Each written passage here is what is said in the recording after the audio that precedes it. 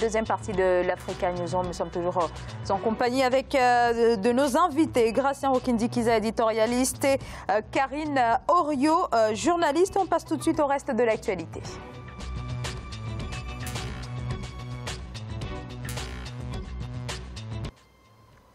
Au Niger, le gouvernement a approuvé le projet de loi de finances 2019, 3,6 milliards de dollars montant du nouveau budget. Il est en hausse par rapport au précédent. Le projet doit passer devant le Parlement avant son entrée en vigueur dès janvier 2019. Parmi les dispositions, on a un élargissement de l'assiette fiscale, pardonnez-moi, avec de nouvelles taxes qui viennent s'ajouter à celles déjà mises en œuvre cette année et qui ont scandalisé la société civile et l'opposition, indignation qui a débouché, vous le savez, sur une vive contestation depuis plusieurs mois. Siamlo Victoria Selji. Le gouvernement nigérien a adopté lundi 17 septembre le projet de loi de finances pour l'année budgétaire 2019. Ce texte, qui sera soumis au Parlement, table sur un budget annuel en recettes et en dépenses équilibré à 2050,76 milliards de francs CFA. L'année dernière, une des faiblesses qui a été constatée, c'est que le gouvernement n'a pas partagé le budget à temps, surtout avec les opérateurs économiques. Et cette année, le fait qu'il y ait un temps un peu suffisant, je pense que va permettre de faire un dialogue entre le gouvernement, le Parlement et aussi les opérateurs économiques et la société civile. Ce projet de loi exercice 2019 est en hausse de 78,79 milliards de francs CFA par rapport au budget 2018 en cours d'exécution qui était de 1971,96 milliards de francs CFA, soit une hausse de 4% en valeur relative. Le vrai débat se situe sur les garanties que le gouvernement, à travers toute son administration, va donner sur la lutte contre la corruption, la transparence budgétaire, la qualité du dialogue qui va être instauré avec les différentes composantes de la société.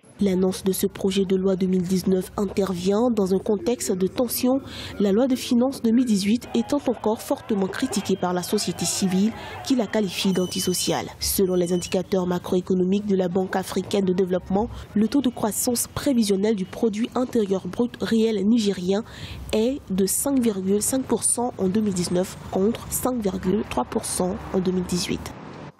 Alors un projet de loi 2019 qui est donc adopté en Conseil de ministres. Voilà, on a peut-être de nouvelles taxes qui vont se mettre en route au cours des prochains mois au Niger. Est-ce que le pays est en train de se diriger vers une accentuation des divergences entre les acteurs politiques et les syndicats notamment ? Alors oui, effectivement, ils ne sont pas d'accord, mais je pense que là, le Niger respecte un tout petit peu aussi les recommandations du FMI. Je pense qu'ils n'ont pas tout à fait le choix. Ils sont obligés de mettre un certain nombre de mesures en place parce que c'est le Fonds monétaire international qui leur impose. Maintenant, les revendications et la grogne sociale sont tout à fait normales quand on sait que le Niger détient énormément de ressources et que malheureusement la répartition des richesses n'est jamais équitable dans nos pays et que par ailleurs, en termes de pauvreté, d'éducation, rien n'a été fait. Et que je pense que là, les réformes qui sont mises en place sur la loi finances ne sont pas assez restrictives en termes de dépenses concernant l'État. Donc c'est plus, on tape plus effectivement sur ce qui va concerner les foyers et pas essentiellement c'est ce qui concerne les dépenses de l'État. Donc c'est un peu normal qu'il y ait une mésentente. Rappelons effectivement, vous l'avez dit, que cette grogne a commencé déjà depuis le début de l'année et que malheureusement je pense que la loi va être adoptée et qu'ils n'auront pas le choix. Gracien Rokindi-Kiza. Oui, en fait, le problème qui s'oppose dans ce pays, c'est que, comme l'a dit Karine, les ressources et la matière première, on se rend compte que dans ce pays, il y a l'uranium, il y a beaucoup de matières. Mais en réalité, ce ne sont pas des matières qui sont soumises à concurrence pour qu'ils gagnent plus. Parce qu'ils ont, c'est bien que ce sont des compagnies françaises qui exploitent ces minéraux, des fois qui déterminent les prix. Il y a un manque à gagner pour le Niger. Et en même temps, on voit bien au niveau du budget, on l'oriente, comme elle a dit, vers les dépenses de l'État. Mais on aimerait bien que ça soit plus orienté vers des questions sociales, que ce soit la santé et l'éducation. Et ça ne sert à rien finalement d'augmenter les taxes du moment où on ne va pas assainir la façon d'utiliser l'argent de l'État. On peut garder la même quantité de monnaie, la même quantité de rentrée fiscale et aussi bien répartir, bien faire pour développer le pays. Mais en réalité, on suit bien le FMI, la Banque mondiale, des fois le Trésor français, mais on ne suit pas son peuple parce que finalement, on va faire des mesures qui ne riment à rien et qui ne débouchent pas sur beaucoup de choses par rapport à la population. C'est un pays, par exemple, qui se retrouve à combattre l'inflation, alors qu'ils ont l'inflation de 0%. 0%. Quand on continue à combattre l'inflation qui est à 0%, c'est-à-dire qu'on est en train de détruire les emplois, on bloque les emplois, on bloque la croissance d'un pays, parce qu'on est en train de suivre l'école européenne et l'école française qui dit qu'il ne faut pas qu'il y ait l'inflation, alors que dans d'autres pays, l'inflation génère la croissance.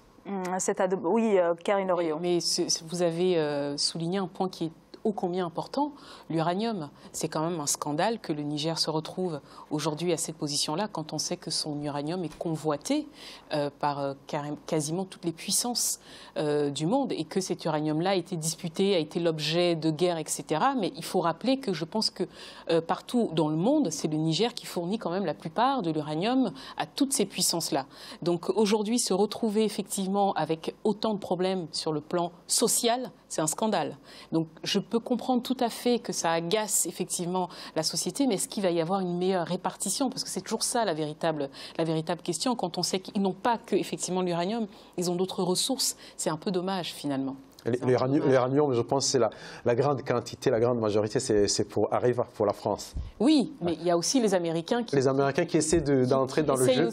Ils sont aussi là-dessus, bien sûr, car il y a eu une guerre, effectivement, qui est expliquée dans un livre, qui explique toute la compétition qu'il y a entre les Américains et les Français sur cet uranium-là. Mais on ne nous dit effectivement pas tout, mais c'est une richesse énorme, mais le peuple, effectivement, n'en bénéficie absolument pas. Après, maintenant, je pense qu'ils n'ont pas réfléchi à des alternatives en dehors de l'uranium. Quelles sont les autres richesses qu'ils peuvent exploiter? Peut-être que c'est le moment aussi de poser ces questions-là. L'adoption de ce projet de loi, c'est véritablement un échec pour l'opposition et la société civile qui se mobilisaient déjà depuis un an. Oui, c'est un échec, et puis l'opposition et les syndicats s'y attendaient. Que le pouvoir n'allait pas lâcher, parce qu'il y a le FMI qui fixe les règles, et tant qu'on se dit on est l'élève modèle, on va essayer de suivre le FMI. Et on sait bien, le pouvoir sait bien que l'opposition ou les syndicats ne vont pas bloquer le pays pour empêcher vraiment de continuer. Et je pense à un certain moment, dès que ça sera adopté, les syndicats et l'opposition vont essayer de suivre, comme ça se passe dans plusieurs pays. Bon, malheureusement, c'est comme ça se passe. Et éventuellement, au niveau du Parlement, ils vont continuer à s'exprimer. Ça dépendra de la suite au niveau de l'économie. Est-ce que ça va générer beaucoup plus de croissance ou pas, beaucoup plus de chômage? C'est là la question qui va être posée. Alors, la mobilisation n'a pas du tout faibli là, depuis l'adoption de la loi de finances 2018. Est-ce qu'on peut quand même croire, malgré ce que vous dites, Gratien, qu'il puisse y avoir une amplification du mouvement de contestation? Mais une chose est sûre, c'est que je pense que c'est assez intéressant qu'ils maintiennent le niveau de mobilisation, parce que finalement, politiquement, ils vont quand même s'interroger. C'est-à-dire que même s'ils maintiennent cette loi-là, il y a quand même ils vont devoir aussi, en tout cas, sacrifier un certain nombre de choses dans la façon de fonctionner. Je pense notamment qu'il y a aussi un terme de transparence sur la corruption. Il doit faire des efforts. Il y a ce type de choses. Peut-être, je pense qu'il va y avoir peut-être des accords comme ça qui vont être trouvés pour calmer justement cette mobilisation afin quand même que le climat soit apaisé. Gratien, est-ce que le gouvernement peut fléchir un petit peu? Oui, si le mouvement se maintient, le gouvernement peut fléchir, même si la loi adoptée, il peut y avoir des lois rectificatives. Même si le gouvernement n'a montré aucun signe là, depuis l'année dernière. Oui, après un certain moment, il peut y avoir là, on va aller sur la deuxième année de mobilisation. Oui, ce n'est pas finalement, ce sont des mesures. Ce sont des mesures au niveau de la loi, quelques mesures rectificatives par rapport à ce qui est en place. Ou éventuellement, le gouvernement peut lancer un autre projet, quelque chose qui peut intéresser les syndicats, pour que finalement les syndicats soient détournés de cette loi, du budget, pour autre chose, éventuellement au niveau social, au niveau des augmentations de salaire dans certains pourcentages, des avantages des fonctionnaires par exemple. C'est du donnant-donnant. On donne quelque chose pour oublier ce qui était déjà réclamé. Alors, les nouvelles taxes vont porter sur les transactions financières ainsi que sur les appels internationaux entrants. Comment comprendre ces orientations-là du gouvernement? C'est une aberration. C'est juste, c'est une aberration en fait. Taxer les appels internationaux entrants, oui, enfin, moi, sans voix, c'est aberrant. La population a raison de dire que c'est un cadeau fait aux compagnies étrangères, Gratien Rukindi-Kiza. Alors ça, c'est un phénomène qui n'est pas né au Niger, qui se trouve dans plusieurs pays africains, qui est de taxer les appels entrants, les appels internationaux entrants, ce qui fait que dans plusieurs pays, il y a beaucoup d'argent. La façon de calculer, je ne sais pas si les Nigériens, ils ont déjà su ce qui s'est passé dans plusieurs pays, notamment au Burundi. Ça génère beaucoup la corruption, plus la corruption que l'argent qui rentre dans les caisses de l'État, parce que ce sont les compagnies qui calculent les quantités rentrant et qui calculent aussi quel est l'argent qui va à l'État. Et aussi, on introduit une autre société qui s'occupe de calculer, d'évaluer ces quantités et puis de transmettre les fonds. Ce qui fait que cette compagnie-là qui va, c'est là où se passe beaucoup la corruption, la moitié qui rentre dans les caisses de l'État, l'autre moitié qui passe dans les caisses des gens, des dirigeants. Ce n'est pas vraiment quelque chose, surtout au moment où on sait bien que les gens appellent avec les WhatsApp, les Skype. Oui. On se dit finalement, on va taxer.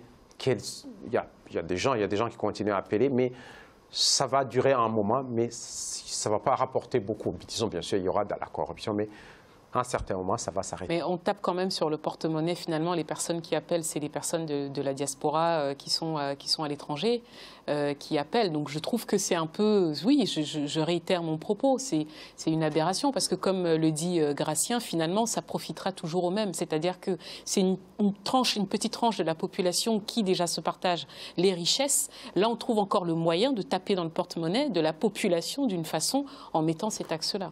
C'est scandaleux. Merci beaucoup à tous les deux. On marque une très courte pause et on se retrouve dans quelques instants. À tout de suite.